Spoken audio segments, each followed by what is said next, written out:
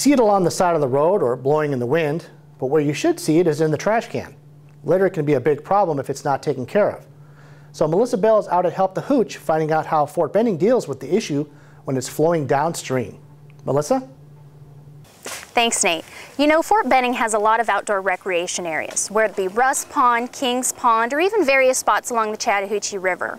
Well, while people are enjoying these areas, sometimes things get left behind that really shouldn't be, like litter and trash. So the Fort Benning community is out here today in an event called Help the Hooch, where they plan to make a difference.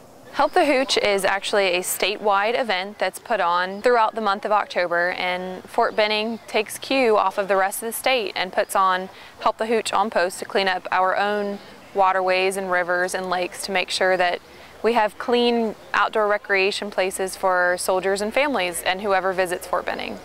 Volunteers from all over Post gathered to clean several waterways where items like sports equipment, water bottles, paper, and soda cans were picked up.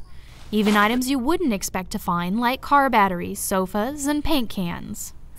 We find tires all the time. We found refrigerators.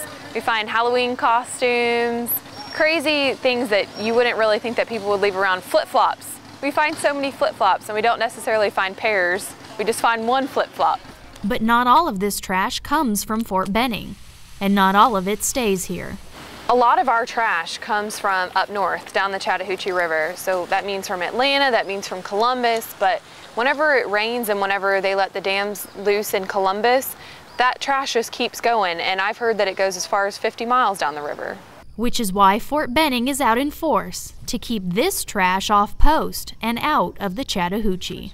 We want to make sure that, we're setting an example for the community here, that our soldiers are able to come out to these places and that other people are able to come out and just show the community what a great place that we have here at Fort Benning. This year, truckloads of trash were pulled from rivers and waterways, keeping Fort Benning a beautiful place to enjoy the outdoors.